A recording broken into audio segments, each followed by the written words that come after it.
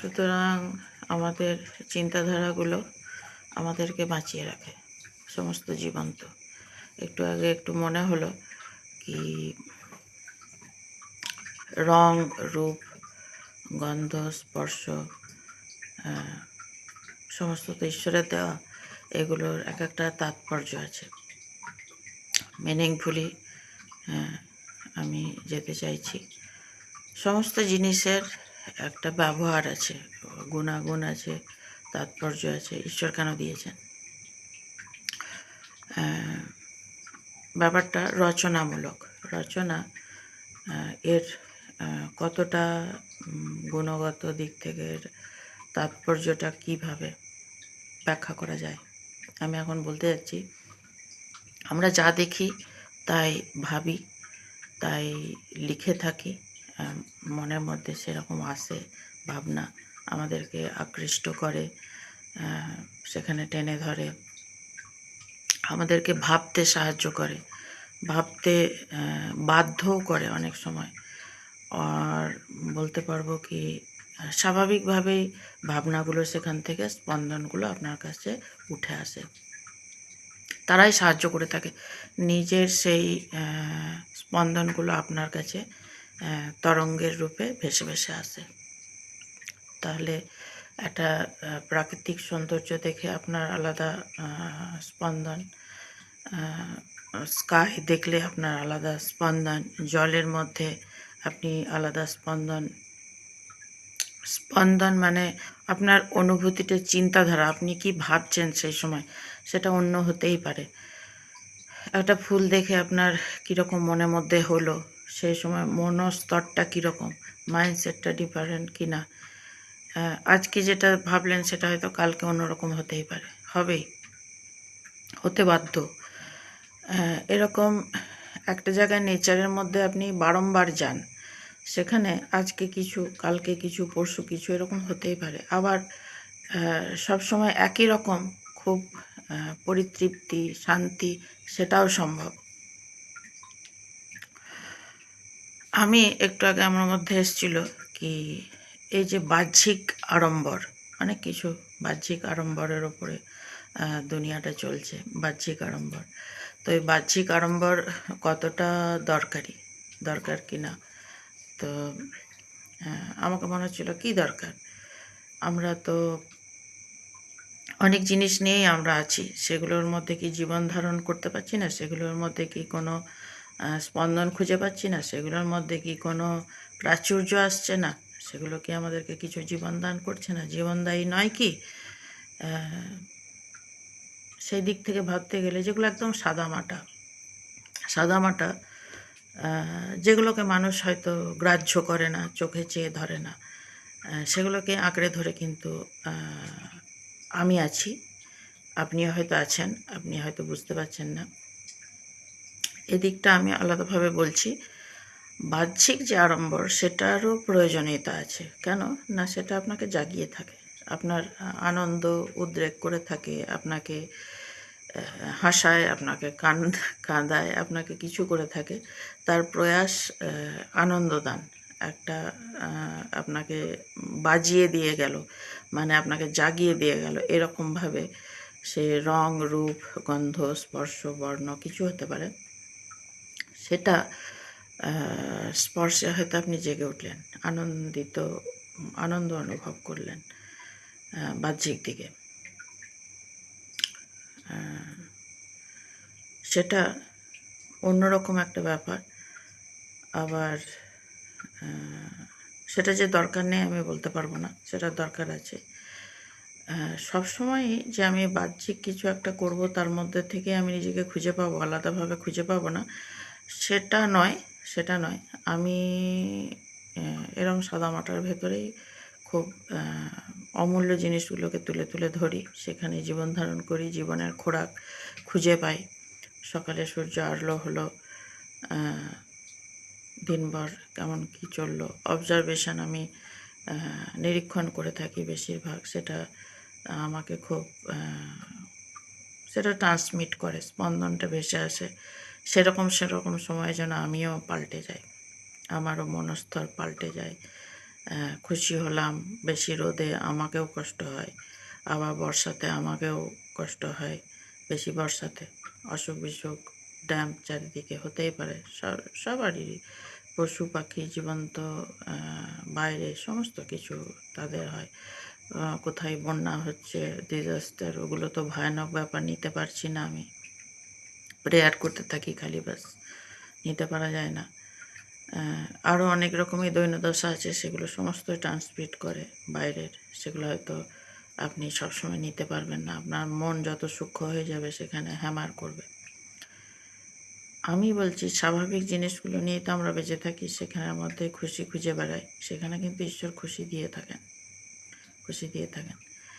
একটা পরিধির মধ্যে নিজেকে যদি রাখি, আর সেটার মধ্যে যদি আমি খুশি খুঁজে পাই, কেউ হয়তো কিছু বুনছে, বোনা কাটার মধ্যে সেখানে সে ঈশ্বর খুঁজে পেল, ঈশ্বর তাকে সেখানে খুশি দিচ্ছে।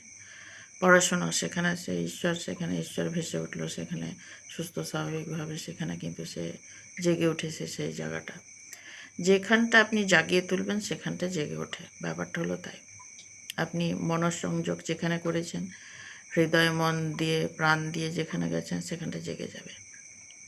যেমনই সাদামাটা হোক, সেটা আপনার সংস্পর্শে, ভালোবাসায়, আপনার একাগ্রতায়, আপনার সমস্ত কিছু যেটা পিওরিটি, সেটা কিন্তু জেগে উঠবে। সেরকমভাবে হয়তো আমরা ফুরসত পাই না, আমরা সেরকম যত্ন সহকারে সেগুলোকে দেখি না। মুনি ঋষিরা দেখেছিলেন, ওনারা দেখিয়ে থাকেন ওয়ার্ডের মধ্যে কি করে বাঁচতে হয়, থটের মধ্যে কি করে বাঁচতে হয়, সাদামাটা জিনিসের মধ্যে আপনার কি দিব্য দৃষ্টি আছে, অবজার্ভ কি করছেন, কি স্পন্দন আসছে, সেটা আপনাকে কি শেয়ার করছে, আপনি সেখান থেকে কি পাচ্ছেন, সেগুলো সমস্ত কিছুই কিন্তু থট, মনস্তর থট। কেউ উচ্চে, কেউ নিচে, কাউরির সাবলীল গতিতে, কাউরির কিছুটা অন্যরকম, ভিন্ন রকম।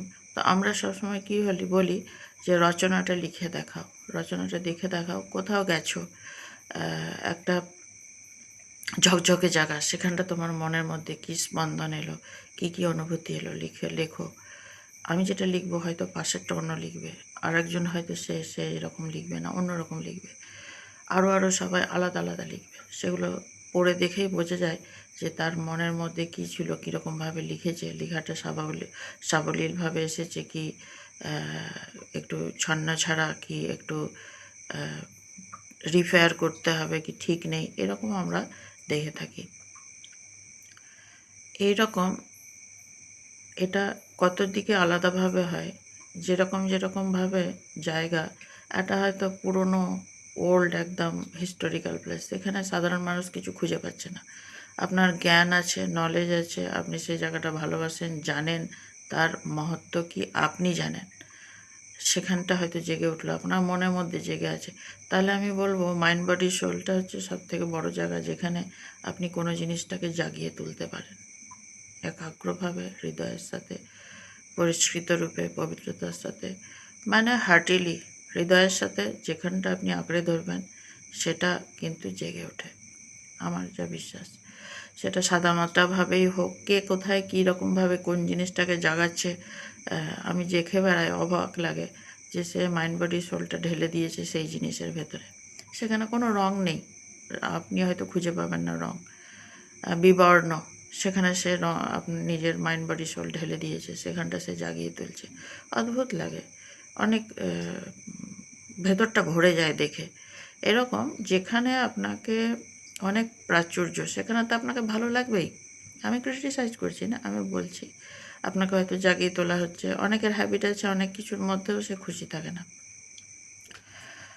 আবার অনেকের আছে যেগুলো আছে তার মধ্যে থেকে অদ্ভুত সে পাচ্ছে জীবনের খোরাক, তাকে বাঁচিয়ে তুলছে, জীবন ধারণ করতে সাহায্য করছে। আরেকজন এসে সে হয়তো সেখানটা দেখবে কি কোনো তো ভালো দেখতে পাচ্ছি না, অনেকই খারাপ জিনিস, কিছু তো ভালো দেখতে পাচ্ছি না। দৈনন্দিন আপনার অভ্যাস, আপনি অনেক রকম আড়ম্বরের মধ্যেও খুশি হতে পারেন, আবার সাদামাটা জিনিসের মধ্যে থেকেও অদ্ভুত জিনিস, অমূল্য জিনিস বেরিয়ে আসবে, যা মুনি ঋষিরা বার করে থাকেন, দিব্য দৃষ্টি দিয়ে দেখাতে চেষ্টা করেন, আঙুল তুলে দেখাতে চেষ্টা করেন, সেটা ঈশ্বরের আশীর্বাদেই। আমি বলবো না।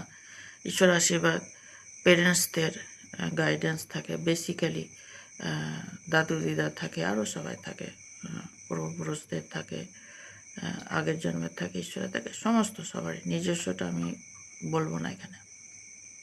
সবারই সাহায্য থাকে, তবে সম্ভব হয়।